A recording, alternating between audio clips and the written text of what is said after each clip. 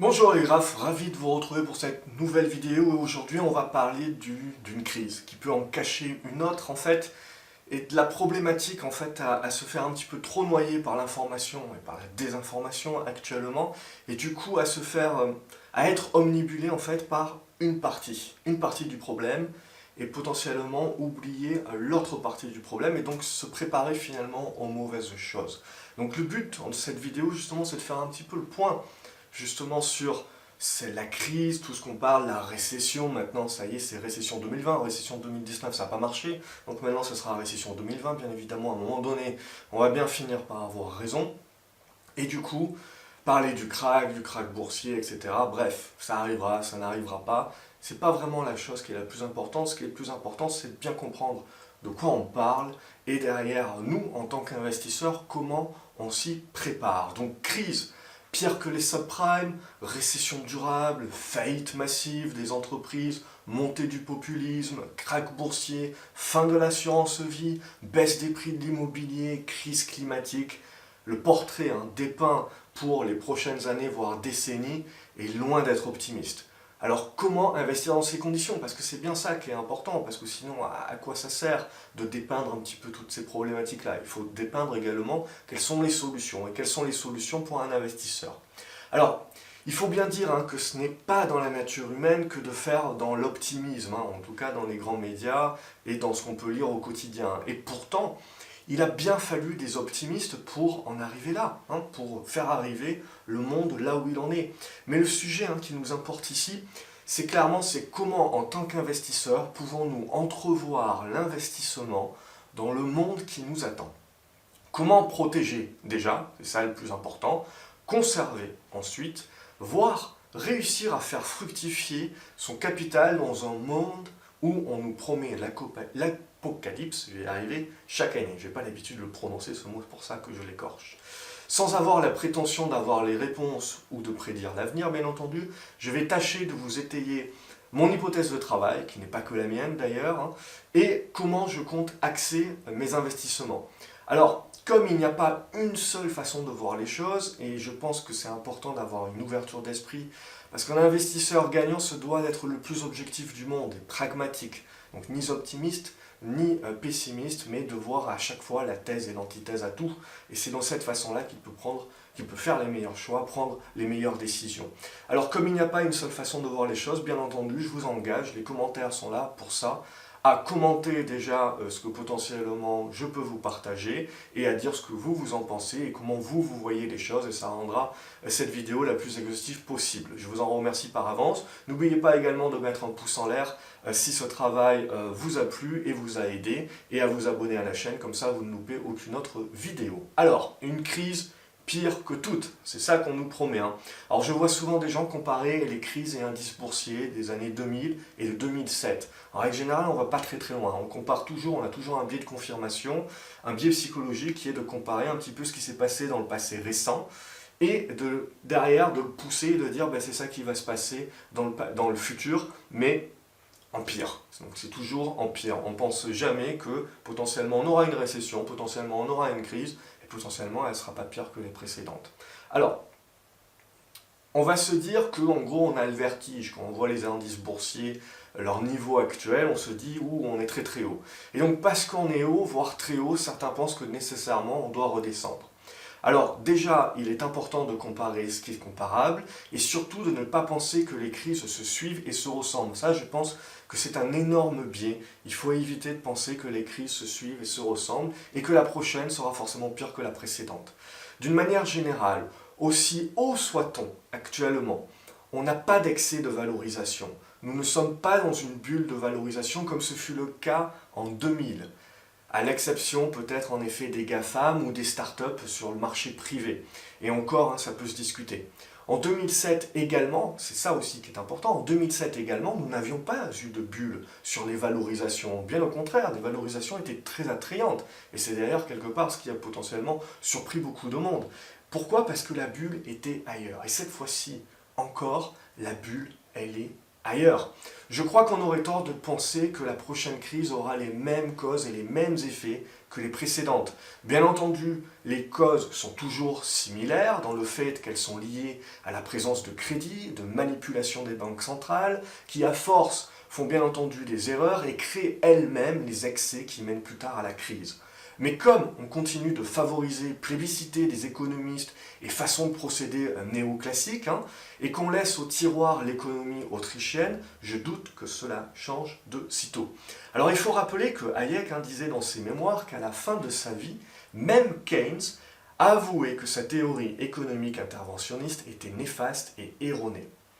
Se tromper de crise, c'est se tromper de protection, et donc c'est perdre. Donc c'est là vraiment le but de cette vidéo. Je pense que l'on se met le doigt dans l'œil si on pense que la prochaine crise nous impactera de la même manière que la précédente. Et je pense donc que si on se prépare à résister à une crise sur la base de ce que fut celle des subprimes, voire même ce que fut celle des années 2000 et de la bulle Internet, alors on ne réduit absolument pas le risque, puisqu'on ne se protégera pas contre les bonnes choses. Le risque de la déflation est présent aujourd'hui, clairement. Dès qu'on parle de crise, dès qu'on parle de récession, on va parler de déflation, oui. Mais je pense qu'il faut penser vis-à-vis de la prochaine décennie. Et plus loin encore, on aurait tort de se protéger que contre la déflation actuellement. Je pense au retour de l'inflation et ce que cela veut dire sur les risques potentiels que beaucoup ne prennent pas en compte. Et je pense même que potentiellement, on aura quelque chose qui sera beaucoup plus similaire aux années 2000 que à ce qu'on a connu sur la crise des subprimes. On va en reparler. Les banques centrales sont des pompiers pyromanes, mais ce n'est pas nouveau, donc on ne va pas user la planète là-dessus. Les banques centrales ont toujours voulu éviter les crises ou les récessions en baissant leurs taux. À chercher un atterrissage en douceur, elles créent souvent des conséquences qui sont pires que les maux. Mais la crise, récession, chute, elle est naturelle, elle fait partie du cycle. Tout est cycle. La vie est un cycle, le business est un cycle, le marché boursier, la tendance, c'est un cycle. Il ne faut pas combattre ce cycle-là, parce que c'est ça qui finit par créer l'excès de liquidité dans le système, qui est pire que les maux. Alors, ceci n'a jamais été plus d'actualité que maintenant. Beaucoup pensent que les banques centrales ont déjà créé les causes de la prochaine bulle. Au contraire, à titre personnel, je pense que c'est ce qu'elles vont décider maintenant et dans les toutes prochaines années pour justement tenter de retarder l'échéance qui sera vraiment néfaste à terme. Je pense, et je ne pense pas que les conditions soient réunies à une crise et retournement du marché.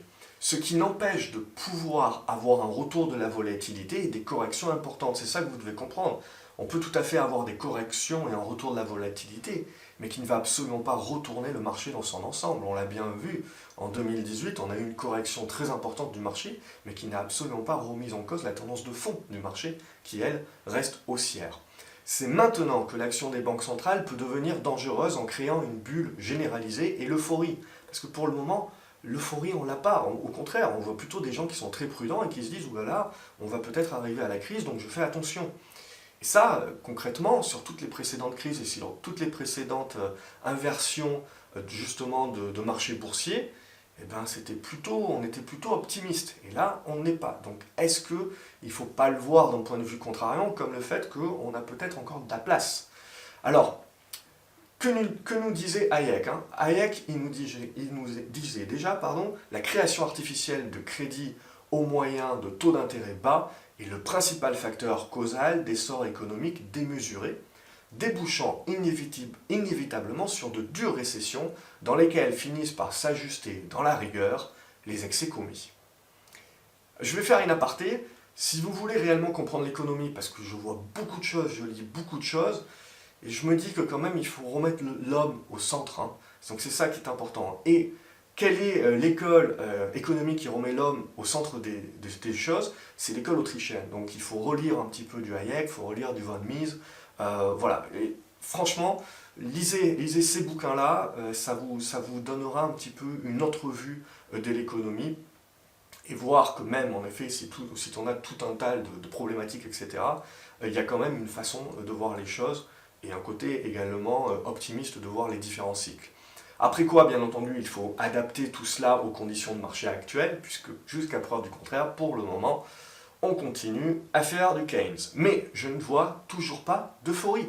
Tout le monde est très prudent, trop peut-être pour que tout le monde ait raison. En règle générale, hein, si tout le monde vous dit qu'il va se passer A, ben il se passe B.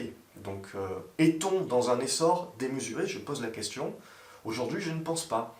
La croissance, on a une croissance de 2-3%, et encore ça c'est dans les meilleurs pays du monde, occidentaux, une faible inflation, un cycle qui est long, très long. Je vois beaucoup de personnes qui se plaignent que le cycle est long, que ça fait plus de 10 ans et que forcément du coup ça va finir par retomber. Mais donc on se plaint finalement de la stabilité. On préfère finalement, qu'est-ce qu'on préfère? On préférerait qu'il y ait des cycles courts, qui soient très courts dans le temps, mais qui nous permettent des croissances de PIB de 5-6%, qui derrière débouchent nécessairement sur une crise parce qu'on a eu une surchauffe, et donc sur des excès, et donc on se tape derrière des récessions qui sont beaucoup plus dures. Ou alors, est-ce qu'on préfère justement une plus basse croissance avec une meilleure longévité, pardon, et un cercle vertueux finalement de confiance qui est créé, puisque bien entendu, plus le cycle dure longtemps, et plus on va avoir des personnes qui vont avoir confiance qu'il va encore durer. Bien entendu, jusqu'au moment où ça ne sera plus le cas. Mais c'est ça aussi qu'il faut comprendre. Si vous avez les montagnes russes, bah, tout le monde a peur que ça se retourne dès le lendemain, et donc finalement, on doute également dans l'investissement. Si on pense justement que ça va continuer, eh bien on continue d'investir. Quelque part, c'est un cercle vertueux qui se met en place. Alors, de même que pour les banques centrales, ne vaut-il pas mieux des taux qui sont montés ou baissés petit à petit sur la base de vrais risques, j'appuie là-dessus, de vrais risques, parce qu'aujourd'hui on voit que c'est très politique, que d'anticiper et d'avoir des conditions qui sont très détendues sous peine de créer les excès de la future crise? On ira droit, le problème c'est le timing, c'est toujours la même chose. Je préfère largement quand l'eau n'est ni trop chaude ni trop froide. Si l'économie est trop chaude, c'est l'assurance que cela ne va pas durer et que cela sera très froid par la suite pendant longtemps. Mais si mon eau est tiède, alors je suis dans une économie qui est beaucoup plus stable, moins volatile, plus longue dans son cycle. Et surtout, les crises ou corrections sont moins fortes puisqu'on vient de moins de surchauffe. Si on va moins haut, on tombe forcément de moins haut et donc on se fait moins mal. Moi, à titre personnel, je vois beaucoup de personnes qui se plaignent justement d'une croissance qui est molle, d'une inflation également qui est molle, mais finalement, est-ce que c'est pas ça la stabilité? Est-ce que c'est pas ça ce qu'on recherche clairement plutôt que de faire un pays plus croissance de 5-6% et puis derrière de se taper une récession pendant 2 ans? C'est la question qu'il faut se poser. Donc, quand on semble avoir peur du ralentissement économique, que l'on parle de croissance molle, ne faut-il pas au contraire y voir là un signe de croissance stable, pérenne, et donc plutôt un bon signe de cercle vertueux qui dure dans le temps? Regardez l'historique, hein. Je veux dire, on n'a jamais autant parlé aujourd'hui de récession, de crise et de krach, alors qu'on est dans une période de l'histoire, sur les 30 dernières années, où on n'en a jamais eu si peu. Regardez ce qui s'est passé au 19e siècle et même au début du 20e siècle. Et les crises, c'était les montagnes russes. Donc vous aviez, ça faisait partie du cycle et les cycles étaient courts. Et vous enchaîniez. Et là, depuis justement 10 ans, 20 ans, 30 ans, on voit bien que les crises, les récessions s'espacent dans le temps. Et que donc on a de plus en plus une faible croissance, certes, mais qui est beaucoup plus étirée dans le temps. Donc une certaine stabilité. Donc ça aussi, c'est important de savoir qu'est-ce qu'on préfère.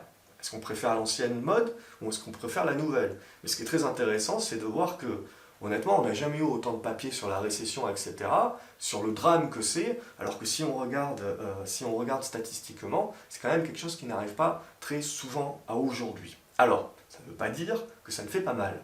Mais, du coup, tout cela nous rappellera un petit peu au bon souvenir de certains qui ont vécu les années 60-70, potentiellement, derrière un retour de l'inflation à un moment donné ou à un autre. Et ce qu'il faut, c'est comprendre le cycle. Il faut comprendre sur quoi repose la croissance. Sur la productivité et l'épargne, ou sur le crédit. Quand la croissance repose sur la productivité et l'épargne, c'est bon signe. Quand ça repose uniquement sur le crédit, c'est mauvais signe. Mais donc du coup, on a tendance, je pense, à séparer tout le monde, soit dans un côté, soit de l'autre, et du coup à se dire, bah forcément si c'est le crédit, c'est mal. Mais ce n'est pas nécessairement vrai. Vous savez en gros du coup si la croissance est solide ou instable, mais on va le voir, ce qui est important également, c'est le business, c'est les entreprises. Du coup, si on prend le monde, on dira que la croissance est encore solide car basée sur la productivité. On voit en effet que si on prend l'Europe, si on prend quelques autres pays occidentaux, même potentiellement la Chine aujourd'hui, le Brésil, etc., on voit bien qu'on est dans de l'interventionnisme, que ça bloque, et que également on a une augmentation des dettes, et qu'aujourd'hui on finance un petit peu de par la dette la croissance. Et donc on se dit jusqu'où ça peut réellement aller. Mais si on regarde le monde dans son ensemble, la population, la démographie est toujours croissante, il y a toujours un besoin supérieur d'objets et de différents éléments de consommation. Donc, et il y a toujours, voilà, également une population qui est de plus en plus jeune. C'est juste aujourd'hui qu'on a une différence de où ça se passe. Donc c'est ça aussi, il faut faire la différence, et il faut bien comprendre que dans le monde mondialisé d'aujourd'hui, la croissance est toujours là. Certes, elle ralentit, mais le monde est en croissance, toujours. Donc ça aussi, il faut bien le prendre en considération pour éviter d'avoir les œillères et de trop se fixer un petit peu sur la problématique de l'Europe ou potentiellement des US, etc. Donc, si on prend l'Europe, voire même la Chine, on voit que la croissance est payée par le crédit et l'interventionnisme de l'État. L'interventionnisme de l'État est capable de bloquer la croissance d'un pays. Il n'y a qu'à voir l'exemple du Brésil, ou encore de l'Argentine, ou encore du Venezuela, qui, on le rappellera, dans les années 70, avait le même niveau de vie que la France. Donc c'est juste pour vous dire que rien n'est jamais acquis, et que l'interventionnisme de l'État peut tuer une économie. Et donc je suis très regardant en tant qu'investisseur sur ces éléments-là avant d'investir évidemment dans un pays. Alors faut-il éviter les pays qui financent leur croissance par la dette et non plus par des gains de productivité? La réponse est non, pas forcément. Si les entreprises du pays sont capables de créer de la valeur, alors même un pays endetté peut s'en sortir. C'est cela que je regarde avant tout, car je crois en la capacité humaine de pouvoir s'adapter à tout et à trouver des moyens de tirer profit de toutes les situations et de transformer une difficulté en opportunité. C'est pourquoi je continue de penser que peu importe le monde de demain, un investisseur se doit de rester optimiste, car il y aura toujours des opportunités avec des business florissants dans lesquels investir. Allez, maintenant on va attaquer le fond du problème, une crise qui en cache une autre. Donc beaucoup s'alarment aujourd'hui que les politiques accommodantes des banques centrales ne sont pas distribuées dans l'économie. Il faut comprendre un petit peu le QE, je crois que même après beaucoup d'années, il y a beaucoup de personnes qui ne comprennent pas le QE, que c'est avant tout un swap budgétaire, et que donc non, nécessairement on n'a pas une distribution qui se fait comme ça dans l'économie. Mais que cela a créé des bulles sur les marchés boursiers, l'obligataire, l'immobilier, C'est vrai que le marché action, les bulles, elles sont surtout ciblées sur certains secteurs d'activité. Mais on n'est pas non plus dans des bulles comme dans les années 2000, on en est loin. Donc c'est là aussi où voilà, il faut éviter de tout mélanger. Mais ce dont il faut s'inquiéter, c'est le jour où les prochaines mesures accommodantes justement se répercuteront sur l'économie réelle. Il y a beaucoup de personnes qui se disent « Ouais, mais on ne le voit pas venir dans l'économie réelle cet argent. » Mais je dis « Tant mieux, tant mieux, tant mieux. » Parce que le jour où ça va arriver, le paradigme va complètement changer. Car cela donnera une dévaluation importante des monnaies et donc une inflation galopante qui, elle, sera destructrice de valeur. C'est en cela qu'une crise en cachera une autre, c'est-à-dire on s'inquiète de la déflation, mais c'est potentiellement l'inflation qui viendra derrière, et que ce n'est pas de la première dont il faut vraiment avoir tant peur, mais au contraire se préparer à la seconde. Alors je ne pense pas qu'il faut avoir peur de la déflation. Je lis tout le temps que la déflation c'est mal. Vous avez beaucoup de pays qui ont connu des épisodes déflationnistes et qui ont quand même eu des croissances de leur PIB. Donc il faut éviter de tout mélanger et il faut éviter, voilà, on nous pousse à croire que la déflation c'est mal, mais la déflation c'est une certaine logique économique, c'est-à-dire que plus vous avez des gains de productivité, et donc plus évidemment les produits, leurs prix baissent. Et donc forcément, naturellement, l'économie a une tendance déflationniste, c'est tout à fait normal, une baisse des prix. Et donc il ne faut pas en avoir peur, mais je vais expliquer justement pourquoi on en a tant peur, pourquoi on se pousse à en avoir peur, et du coup également pourquoi il y a fort à parier qu'on restera jamais très longtemps en déflation. Il faut comprendre que la déflation dont tout le monde a peur n'est pas la cause de la stagnation économique, mais son symptôme. Ça c'est très important. Plus il y a de productivité, plus les prix baissent par rapport au salaire et mènent donc naturellement une économie vers la déflation. La peur de la déflation, elle est imaginée, elle est imaginaire. On vous pousse à le croire car cela arrange bien tout le monde, hein, d'en faire l'ennemi, surtout les États qui sont endettés. Je veux dire, ça dure depuis la nuit des temps, hein, donc c'est pas nouveau. Ce dont il faut vraiment avoir peur, c'est de l'inflation forte, voire de l'hyperinflation. Mais bien évidemment, un État endetté ne peut vouloir la déflation. Au contraire, pour résorber sa dette, sans changer son train de vie, bien entendu, c'est l'inflation qu'il lui faut. On comprend bien que personne n'a intérêt à ce que la déflation ne dure, même si elle est naturelle dans un monde qui gagne en productivité. Ainsi, quand je lis qu'on s'inquiète à la fois de la dette des États trop importante, du risque de faillite de ceux-ci, du risque de déflation, je pense que c'est oublier que les institutions feront tout pour créer l'inflation, tout en évitant l'hyperinflation, parce que ça, on a un mauvais souvenir. La marge est fine et revient en finale à une question de confiance dans le système. Là, je bourrine là-dessus, mais c'est qu'une question de confiance, hein. La déflation n'est donc jamais durable car elle n'est pas souhaitable pour les États. Tout autant qu'un État qui bat monnaie et dispose d'une dette dans sa propre monnaie ne peut pas faire faillite. Les États-Unis aujourd'hui ne peuvent pas faire faillite sur leur dette, bien qu'ils ont une plus grosse partie qui est de plus en plus à l'étranger. Mais si vous regardez des pays européens, ou même le Japon, les dettes appartiennent, de par les assurances vie et autres obligations d'État qui sont revendues à la population au final. Donc vous imprimez monnaie, vous avez votre dette qui est majoritairement entre vos mains, il ne peut pas vous arriver grand-chose, hein. Donc globalement, c'est pas pour autant que c'est pas risqué. Globalement, je vous mets juste un graphique ici parce qu'on entend parler que voilà, le monde bat des nouveaux records d'endettement par rapport à son PIB, que certains pays dépassent les 100%, etc. et que c'est grave docteur. Juste, voilà, en effet, c'est pas forcément tip-top, mais je vous mets juste une photo sur les 200 dernières années, justement pour bien comprendre que les États, ils savent très bien jouer avec leurs dettes. Et ils finiront tous par faire défaut, et historiquement, chaque État a fait défaut un petit peu ou un peu beaucoup sur sa dette, et donc clairement, ça doit choquer personne aujourd'hui. Qu'un État fasse défaut sur sa dette, c'est quelque chose, quelque part, je dirais, entre guillemets, de naturel. Et quelque part, des niveaux élevés de dette, c'est pas la première fois qu'on les connaît, et on parle de pourcentage, donc il faut faire attention également à qu'est-ce qu'on compare, et de quoi réellement on parle. Voilà, je referme la parenthèse. Donc du coup, ça nous remet un petit peu le coup du populisme, vers le fait qu'on ira nécessairement vers plus de déficit. Pourquoi? Parce que pour éviter le populisme, qu'est-ce qu'on fait? On fait du soutien à l'économie, on fait du social. Donc, et ça, bien évidemment, ça n'enlève rien au train de vie de l'État. Alors quand les populistes sont aux portes du pouvoir, qu'est-ce qu'on fait? On laisse courir les déficits, on soutient l'économie, on soutient la consommation, on tend vers un État qui est plus interventionniste.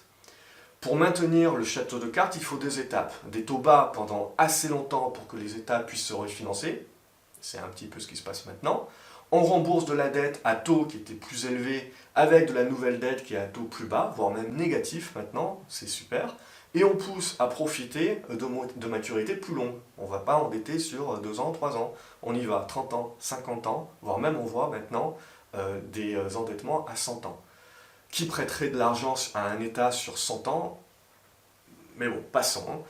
Puis, deuxième partie du plan, hélicoptère money ou pas, vous l'appelez comme vous voulez, on doit financer la consommation et donc la croissance, mais surtout l'inflation, afin que la dette soit grignotée petit à petit sans qu'on ait besoin de faire les réformes nécessaires qui sont non populaires et qui donc poussent les populistes de plus en plus vers le pouvoir également. Pour cela, les États, ils ont une arme, c'est la monnaie, et c'est pas nouveau. Que pensez-vous qu'un État sacrifiera entre le pouvoir et la monnaie? L'histoire démontre que c'est toujours la monnaie, bien entendu. Dans ces conditions, comment croire au sans risque de l'obligataire d'État? Mais nous y reviendrons. Les gouvernements solutionnent leurs problèmes par la dévaluation constante de la monnaie. L'histoire le démontre. Qui s'émeut d'un déficit? On n'en a pas eu un, on n'a pas connu autre chose en France, par exemple, depuis 1974, si mes souvenirs sont bons. Mais qui s'en émeut? La fuite en avant est financée par la destruction de la valeur de la monnaie, et ce depuis la nuit des temps. Je veux dire, dans les années 80, le niveau d'endettement de la France était aussi élevé qu'aujourd'hui, en pourcentage. Donc, mais qui s'en émeut?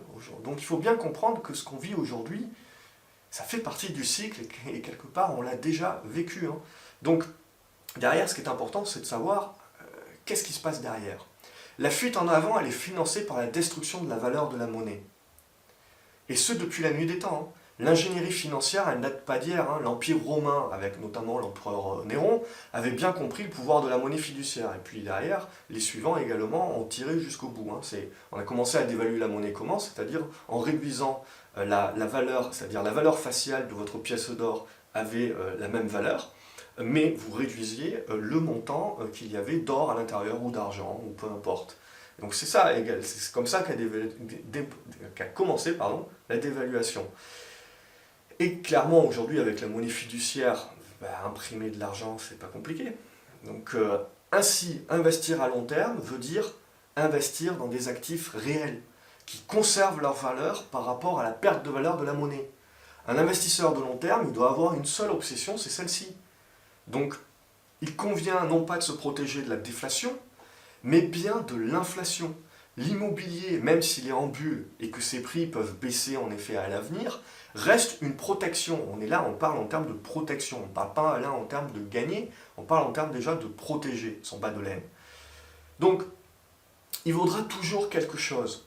Peu importe les théories que vous avez de la disparition de l'euro, du dollar, d'un nouvel euro, on a eu des nouveaux francs, etc. Quand on a de la dévaluation de monnaie, c'est comme ça que ça marche.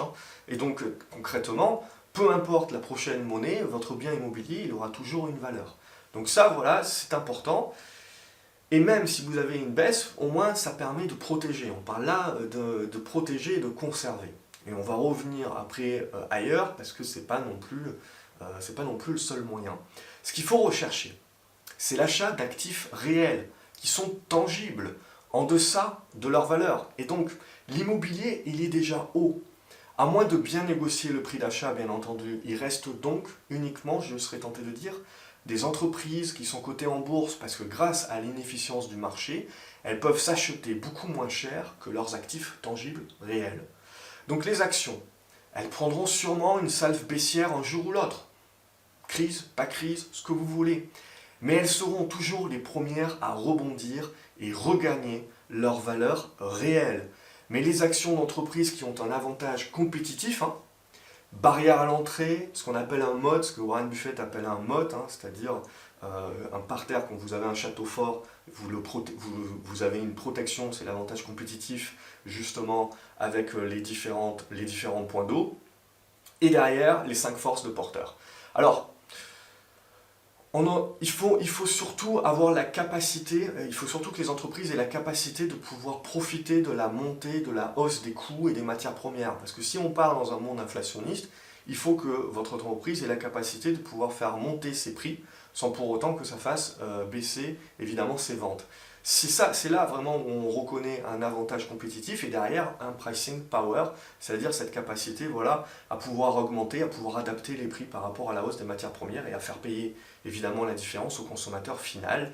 Et donc bien évidemment il faut avoir des produits dont les consommateurs ont besoin, puisque sinon vous ne pouvez pas, et donc évidemment l'inflation des matières premières rogne votre marge, et ça c'est pas les entreprises que l'on va rechercher. Puis on va penser aux matières premières, l'or, l'argent.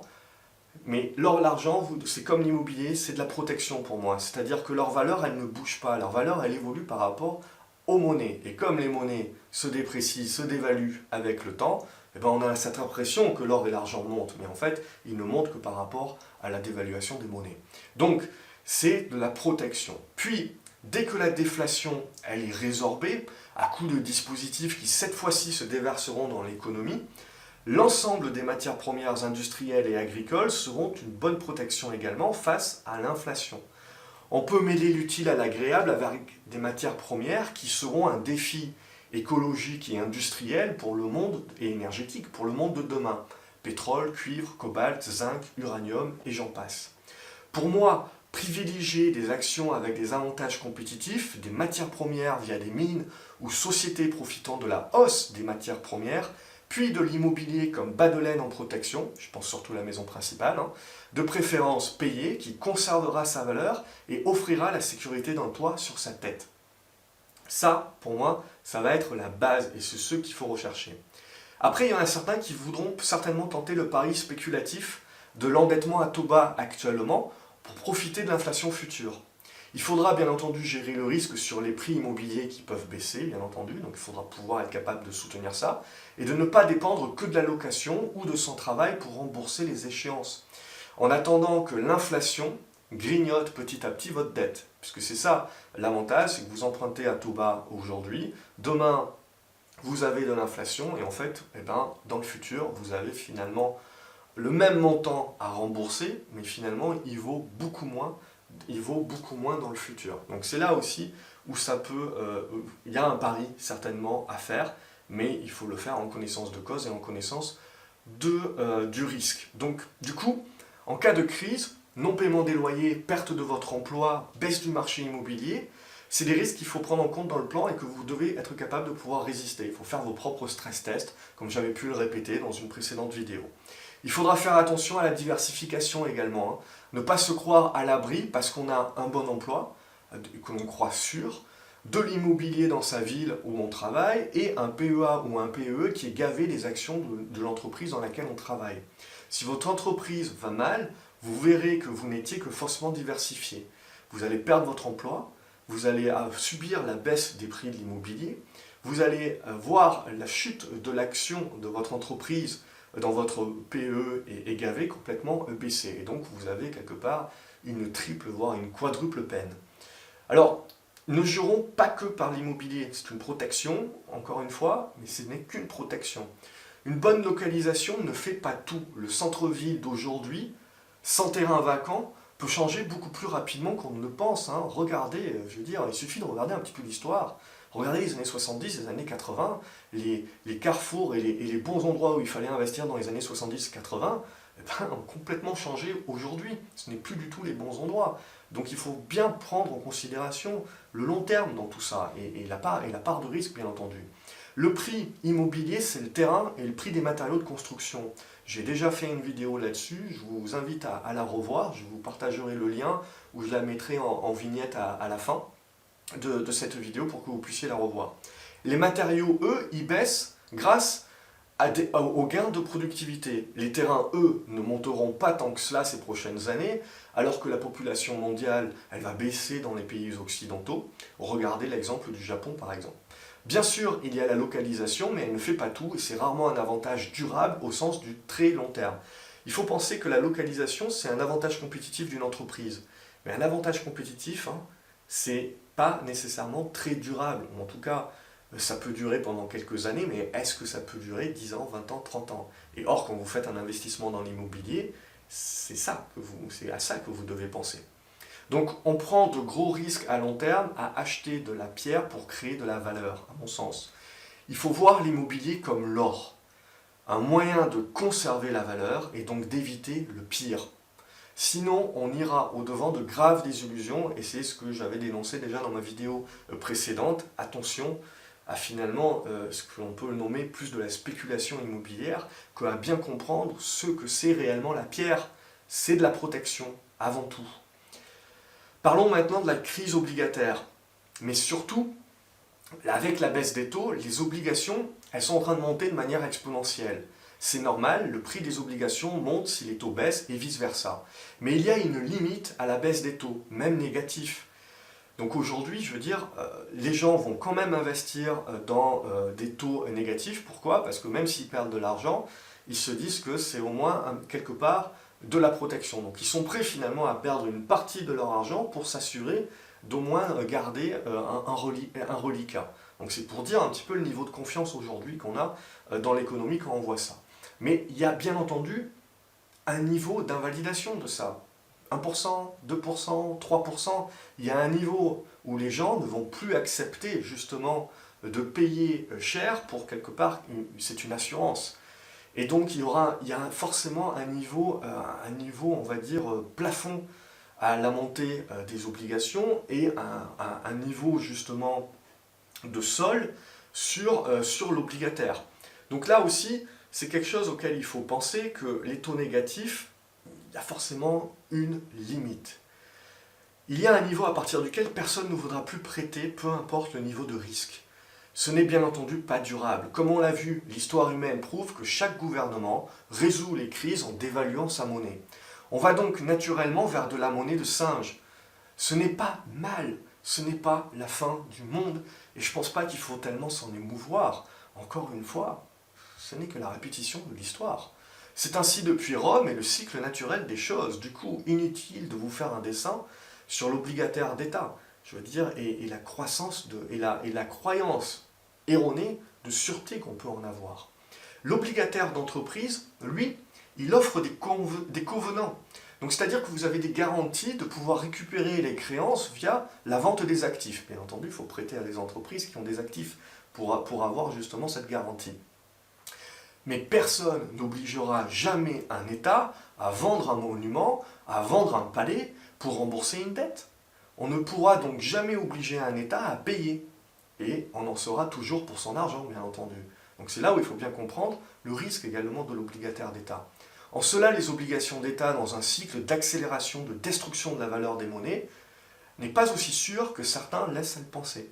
Inutile de vous dire ce qu'il adviendra de la garantie en capital de vos assurances vie ces prochaines années. Aucun assureur va pouvoir maintenir cette garantie de capital. Aucun assureur, aujourd'hui, va pouvoir garantir des taux, justement, parce qu'ils commencent à épuiser leurs réserves, et donc vous avez nécessairement une problématique sur l'assurance vie. Donc là aussi, il y a des choses assez intéressantes, parce qu'il faut faire du marketing, il faut donner des taux qui sont supérieurs à des livrets, etc. Sinon, les gens vont commencer à retirer leur argent des assurances vie. Et c'est quand les gens commencent à retirer leur argent de quelque chose où on voit justement des problématiques de liquidité qui peuvent se mettre en place. Bon, c'est pas la fin du monde pour autant, bien entendu, mais il faut bien penser que l'obligataire d'État, ce n'est pas quelque chose de sûr. Donc faites toujours attention, quand on vous promet quelque chose de sûr, il y a toujours des paradigmes et des changements dans le marché, et potentiellement c'est ce qu'on aura, on n'est pas encore totalement aujourd'hui, mais potentiellement c'est ce qu'on aura, et donc il faut se poser les bonnes questions. Donc si la monnaie se déprécie, cela veut dire que même si l'État vous rembourse, ce que vous recevez vaut bien moins que ce que vous avez prêté. Vous pouvez justement acheter bien moins de biens avec le même montant de monnaie que lorsque vous avez prêté cet argent. Ainsi, les obligations n'arrivent pas à long terme à maintenir le pouvoir d'achat. Et quand on est un investisseur, ce que l'on cherche avant tout, avant de gagner, c'est à maintenir son pouvoir d'achat, peu importe les cycles économiques. Et la perte de monnaie aujourd'hui, la perte de valuation de valeur des monnaies, c'est un risque. Alors, on l'a en filigrane, c'est quelque chose que l'on a en pente douce depuis des années, et parce que justement c'est en pente douce, personne réellement s'y intéresse. Mais la problématique, et c'est un scénario, c'est si la pente commence à devenir plus forte. C'est là que ça va devenir un problème, et c'est là qu'il faut y être préparé. Donc du coup, il faut également, on ne parlera pas du risque de défaut des États pour l'instant, parce que surtout, pour moi le risque de défaut, c'est surtout, on l'a vu sur l'Argentine, etc., des pays qui ne détiennent pas la dette dans leur propre monnaie. Donc c'est ça la véritable problématique aujourd'hui. Donc du coup, le court-termisme politique fait que des réformes qui sont nécessaires sont toujours repoussées, jusqu'au moment où la défiance s'empare des marchés, la dette est attaquée, l'État ne peut plus faire face à ses engagements. Et c'est du vécu, bien entendu. Dans l'histoire, chaque pays a au moins fait défaut une fois sur sa dette. Quand le politique ne peut plus tirer sur la corde raide de l'augmentation des taxes et des impôts, sans un soulèvement de la population, on sait que pour maintenir son niveau de vie, un gouvernement n'aura d'autre choix que de dévaluer sa monnaie. Cela peut se faire doucement et donc de manière presque invisible au fur et à mesure des années, ou au contraire face à une crise, inflation galopante, voire hyperinflation, de manière subite, avec une attaque de la dette sur les marchés. Il faudra savoir ne pas jeter le bébé avec l'eau du bain pour autant. Du coup, on va avoir tendance à dire, achetons des obligations indexées sur l'inflation. Très bien. Au début, tout du moins. Parce que qu'est-ce qui va se passer au bout d'un moment? Au fur et à mesure que l'inflation est galopante, ce n'est pas dans l'intérêt de l'État que de fournir encore plus d'obligations indexées sur l'inflation, qui vont lui faire payer à chaque fois un coupon de plus en plus important. C'est pas vivable pour lui. Naturellement, l'État il va chercher à limiter ce genre d'obligations dans un environnement inflationniste. Ainsi, c'est quand on en aura le plus besoin de ces obligations indexées sur l'inflation qu'elles risquent d'être le plus limitées possible. Et donc, on ne pourra pas protéger pleinement le maintien de son pouvoir d'achat par rapport à l'inflation. De plus, même si les États donnent l'illusion de ne pas limiter ces placements, nul doute que ces États vont revoir le mode de calcul de l'inflation du pays. À ce moment-là, il suffira de changer le panier de biens qui sert au calcul pour un qui soit moins impacté que l'inflation réelle et qui permette donc de sortir des chiffres d'inflation qui soient moins forts que la réalité, permettant ainsi au taux des obligations indexées sur l'inflation de rester moins haut que ce qu'il devrait être. La protection ne sera donc pas totale et l'investisseur restera perdant. Et écarquillez pas les yeux, ça aussi c'est historique. Et plus récemment, la Pologne l'a déjà fait. Donc comme ça c'est fixé. Je pense qu'il y a suffisamment d'exemples dans l'histoire pour démontrer que ceci n'est pas une hypothèse, mais bien une leçon du passé. Et comme l'histoire n'est pas la même, mais qu'elle rime, il est important de prévenir plutôt que de guérir. Donc les obligations d'État indexées sur l'inflation, voilà, c'est des éléments qui sont aujourd'hui qui font partie de manière importante d'un patrimoine et d'une gestion patrimoniale, mais dans le futur, on n'y est pas encore, il faut commencer un petit peu à voir venir les choses. Alors le capitalisme est mort, vive le capitalisme. Marx disait que le capitalisme est son propre ennemi, selon quoi il avait absolument raison. Il n'a pas eu raison sur beaucoup de choses, mais ça, il faut le reconnaître. Lénine, lui, il disait que la meilleure façon de ruiner le capitalisme, c'est d'inonder le pays de billets sans garantie aucune. Alors, inonder le pays de billets, ça, on a. Mais la garantie est encore là. Et c'est justement ce qui tient. Alors, même si on peut penser que la garantie n'est pas là, je vais rephraser, la confiance que la garantie est là, est toujours là. Et je pense que c'est ça qui est vraiment très important, c'est la confiance. Le jour où vous retirez, vous avez un élément X, Y, vous retirez la confiance, c'est là où le château de cartes s'effondre. Alors inonder, on l'a fait, sans garantie aucune, pas encore. En tout cas la confiance. C'est justement cela qu'il faut surveiller et qui sera le déclencheur de la crise. Mais c'est toujours le timing, je ne sais pas. Quand est-ce que ça pourra arriver et quel sera le déclencheur? Chacun peut faire des paris, mais je pars du principe qu'un bon investisseur ne doit pas trop parier. On me demande alors quelle est la limite? La limite se trouve dans la confiance. L'équilibre en apparence n'est qu'affaire de confiance. L'avènement d'un événement qui viendra ébranler cette confiance et émettre l'incertitude sur la garantie sera l'élément déclencheur. Or, ce que l'on voit, c'est que depuis la crise de subprime, les banques centrales ont endossé ce rôle de chevalier blanc et donc de confiance. Tant que le marché aura confiance dans la capacité des banques centrales de gérer, le marché aura confiance. Le jour où on a un élément qui vient ébranler justement cette confiance-là, là, ça sera le moment où je serai beaucoup moins optimiste. Sans étalon or, la dépréciation de la monnaie est certaine. Et beaucoup de personnes parlent du retour de l'étalon or, du coup, je ne pense pas que ce soit possible, puisqu'on a compris, si les États veulent se maintenir, il faut qu'ils puissent déprécier cette monnaie. Donc c'est une question de gestion de la dette. Donc tout cela, c'est une question de temps. Tous les États, à un moment donné de leur histoire, on l'a dit, ont fait défaut sur leur dette. Mais là est bien la preuve qu'à long terme, les obligations d'État sont loin d'être sûres. Et ce n'est pas réel, ce n'est pas tangible. Donc c'est ça qu'il faut faire attention. C'est-à-dire que tant que vous avez la confiance du marché, c'est très bien. Mais à partir du moment où la confiance du marché va être ébranlée, c'est là où ce type d'actifs-là, il faudra quand même les réduire énormément. Alors, la destruction monétaire devra s'accélérer pour éviter une crise, mais en créera une autre. Quelque part, je pense qu'on est au carrefour de ça. Normalement, on augmente les impôts quand tout va bien. On augmente les taxes quand l'économie va bien, etc. C'est un moyen, justement, de faire rentrer de l'argent dans les caisses pour préparer quand, justement, il faudra le dépenser pour aider l'économie à repartir. Mais bien évidemment, on fait le contraire. C'est-à-dire que même quand tout va bien, on continue de vider les caisses. Et ça, c'est rien de plus que le court-termisme politique pour assurer une réélection. Malheureusement, on est en plein dedans et c'est pas parti pour... Il n'y a plus personne qui a une vision, de toute façon, à long terme aujourd'hui. Si bien que les marges de manœuvre, elles sont plus énormes.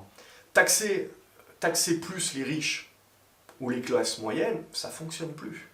Taxer les entreprises, non plus. Elles sont déjà super taxées. Alors on va trouver des nouvelles taxes. Mais à chaque fois, on parle de combien? On parle de pouillème. C'est très réduit les impacts. Alors les déficits sont inéluctables. La fuite en avant avec le populisme rampant ne peut être financée que par la perte de valeur des monnaies. Donc pour moi, on a une montée des populismes, mais je pense que la barrière à la montée des populistes, c'est plus de déficit, plus de dépenses. Et nécessairement, ça va vouloir dire plus de dettes. Donc il va bien falloir à un moment donné que ces États, pour se désendetter, ils créent eux-mêmes l'inflation. Et ça, finalement, la monnaie, l'hélicoptère money, comme on dit, la monnaie va arriver réellement dans l'économie réelle, et c'est ça réellement qui sera le déclencheur. Donc, tout le monde, pour moi, est entre guillemets hypocrite.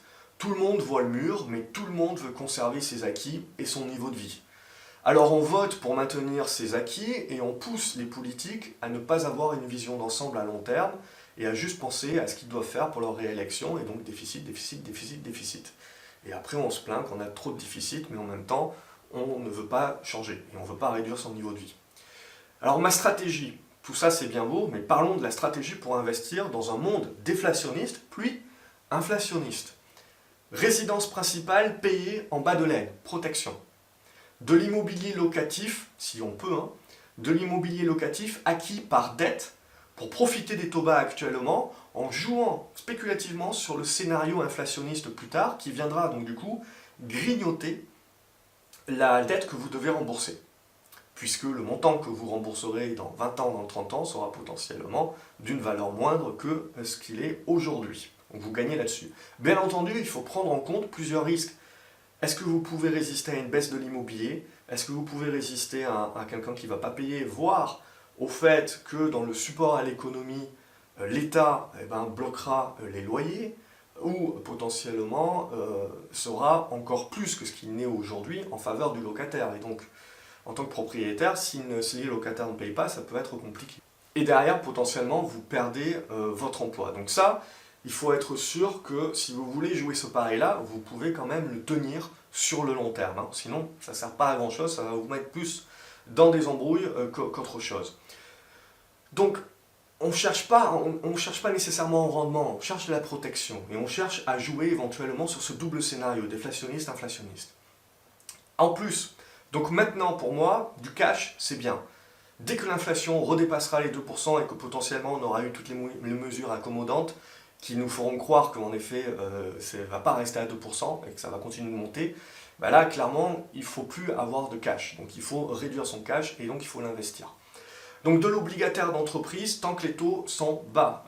De l'obligataire d'État en diversification prudente tant que l'inflation ne remonte pas. Puis des obligations indexées sur l'inflation tant que celles-ci ne sont pas hors de contrôle, pas poussant les gouvernements à changer un petit peu la base de calcul, tout ce que je vous ai expliqué. Donc en gros, vous voyez, il y a un cycle et au fur et à mesure, il y a des choses qu'il va falloir adapter. Et surtout, pour moi, c'est des actions. Des actions avec des actifs tangibles qui se payent moins cher que ceux-ci et donnent une marge de sécurité. Des actions d'entreprise qui pourront profiter du monde de demain avec un avantage compétitif durable, des barrières à l'entrée, une capacité de pouvoir rehausser leurs prix en fonction des matières premières, de la hausse des matières premières, sans handicaper leur vente dans un monde donc d'inflation des matières premières. Et du coup donc, des actions de minières qui auront un effet de levier avec la hausse des matières premières, qui seront un défi pour le monde de demain. Attention, il y a le double effet qui se coule sur les minières, c'est que beaucoup sont très endettés. Donc il faut également là aussi faire de la sélection. Alors, le monde de demain, c'est quoi pour moi? C'est du pétrole, car c'est pas demain la veille qu'on arrêtera d'en avoir besoin. Du cuivre, du cobalt, du zinc, parce que vous avez les batteries et l'effort écologique et électrique. De l'argent, de l'or, du blé, du sucre qui conservent la valeur lorsque les monnaies baissent, qui sont protecteurs en uranium, lithium, gaz naturel et gaz naturel liquéfié pour le défi énergétique de demain. Alors, comme je vous le répète assez souvent, bien investir, c'est comprendre les hommes. Malthus disait que la croissance de la population ne pouvait se faire que par un appauvrissement généralisé. 200 ans plus tard, le progrès technique, il est passé par là. Ce qui fait qu'on a pu accroître la population du monde tout en également ayant une croissance des différentes richesses. Les ressources ne sont pas infinies, le temps, l'espace non plus. Mais ce qui est infini, c'est la créativité et la capacité d'adaptation de l'être humain. C'est pourquoi, malgré les crises, il faut continuer de voir dans chaque difficulté une opportunité. Quelqu'un, quelque part, sera toujours capable de trouver le moyen de faire mieux avec ce qu'il a. Que cela soit moins ou plus dans l'avenir. Et donc il y aura toujours des opportunités d'investissement. En tout cas, c'est ma croyance la plus profonde. Le monde change, les business changent. C'est notre rôle à nous, investisseurs, de faire également preuve d'adaptation. Il faut donc en permanence, comme je vous le mets à l'image, être pragmatique et être dans la capacité de pouvoir connaître et avoir la connaissance d'un scénario optimiste, mais également de voir aussi tous les risques qui peuvent se passer. Et c'est comme ça qu'on est pragmatique, c'est en identifiant les opportunités dans chaque risque, mais en les prenant en compte. Toujours prendre ce qu'on vous annonce avec certitude, il faut le prendre avec des pincettes. Donc là aussi, tout ce que je viens de vous dire, c'est du scénario, c'est de l'hypothèse. Dans les grandes lignes, on peut imaginer que ça se passera comme ça, mais il y aura nécessairement derrière des spécificités. Donc tout ce que je viens de vous dire, il faudra l'adapter avec le temps, et c'est bien pour ça que je continuerai à faire des vidéos, des articles, etc., pour qu'on adapte ça. Surtout, on n'a aucune notion aujourd'hui si ça va se passer demain, après-demain, dans 10 ans, dans 15 ans, on n'en sait rien. Donc c'est bien là aussi une affaire de timing. Il ne sert à rien, voilà, d'annoncer des choses avec certitude, parce que on peut avoir des convictions, mais on ne peut absolument pas avoir de certitude. Sinon, on va au-devant de graves ennuis et on perdra de l'argent même à avoir raison. Croyez-moi, il y a beaucoup de personnes qui ont raison aujourd'hui sur le fond quand elles vous expliquent des choses, mais ça fait 10 ans qu'elles vous l'expliquent. Et donc, si vous êtes contre le marché pendant 10 ans, vous êtes complètement lessivé, hein, même une année suffit. Donc le timing est quelque chose de très important. Autre chose également très importante, c'est qu'il faut éviter de prédire l'avenir. Une petite citation de Nassim Taleb. Essayer de prédire l'avenir traduit une arrogance très courante qui vise à rechercher et à penser avoir trouvé des relations de cause à effet qui n'existent pas et à négliger l'existence des phénomènes parfaitement imprévisibles mais récurrents. Ça, il faut toujours le garder à l'esprit quand on vous annonce que A plus B égale C nécessairement. C'est ainsi que de nombreux experts croient trouver une relation de cause à effet dans tout pour vous expliquer leurs théories qui se révèlent bien souvent erronées. C'est ainsi que l'accès à plus d'informations est finalement une noyade de désinformation et de manipulation des chiffres pour conclure ce que l'on souhaite conclure. Donc, je vous le dis, et moi ce que j'aime bien faire, c'est toujours prendre les mêmes chiffres et expliquer ce qu'on peut en découler. Et donc, le contraire, ce que l'on peut penser du contraire. Il y a beaucoup de personnes qui vont vous dire, bah, tiens, il y a tel chiffre, ça veut dire que c'est mal. Et ben, il y a la possibilité de dire que ça peut être bien aussi. Donc voilà, c'est toujours faire attention un petit peu aux deux sens, aux deux faces finalement d'une même pièce. Par exemple, dans les communes qui abritent des cigognes, ça c'est une histoire vieille, hein, assez ancienne, mais c'est bien pour vous faire imaginer un petit peu toutes les erreurs qui sont faites justement avec des argumentations qui paraissent les plus rationnelles du monde, mais qui sont tout de même erronées. Par exemple, dans les communes qui abritent des cigognes, le taux de natalité est plus élevé que dans l'ensemble du pays. C'est un fait. La conclusion qui a été faite il y a plusieurs centaines d'années, c'était que les cigognes apportaient les bébés. L'explication la plus probable, c'est que les cigognes, elles nichent de préférence dans les villages plutôt que dans les villes.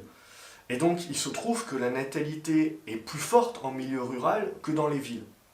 Donc, c'est un effet qu'on va nommer effet cigogne, hein, qui est bien connu dans le monde aujourd'hui, où justement les gens vont confondre corrélation et causalité. Et ça, vous en avez un paquet. Donc il faut faire attention par rapport à ça. Et la problématique, c'est que si vous vous concentrez uniquement sur la macro, eh ben, vous allez au-devant de graves problèmes parce que justement, des effets cigognes, vous en avez à la toque. Ce qu'il faut, c'est se concentrer sur la micro. C'est ça réellement qui est important quand on est investisseur, bien entendu. Et le monde, hein, il est aujourd'hui truffé de ça. Personnes qui se concentrent uniquement sur la macro et qui alors vous sortent des causes et effets comme ça à tire-larigot. Alors oui, cela vous demandera souvent un effort de réflexion ou de recherche pour éviter de tomber dans de si nombreuses erreurs de corrélation et de causalité. Mais cela fera de vous un investisseur indépendant, et c'est bien ça le but. Des convictions, oui, mais jamais de certitude. Je vais conclure là-dessus, parce que ce qui m'a permis d'en être là où j'en suis aujourd'hui, c'est clairement d'avoir des convictions, mais de ne jamais avoir de certitude. Parce que ça me permet de mettre vraiment une barrière entre justement mes convictions économiques, microéconomiques, et donc ce que je peux imaginer, et ce dont je vous fais part là maintenant en termes de stratégie globale, mais derrière, l'aspect beaucoup plus micro d'exécution, où là, je suis le marché, j'attends que le marché me donne les signaux. Et c'est ça réellement la clé. C'est justement d'attendre que le marché nous donne raison, et pas d'essayer d'être plus intelligent que le marché.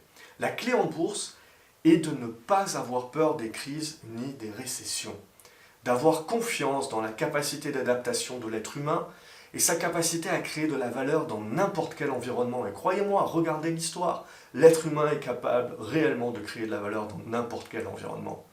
On cherche donc, même en temps de crise, les sociétés qui ont ou auront un avantage compétitif durable. Notre but est de comprendre d'où vient l'avantage compétitif, d'estimer combien de temps il peut durer, avant que la concurrence fasse le job. On ne peut bien entendu pas prédire de manière précise ce qui arrivera dans le futur.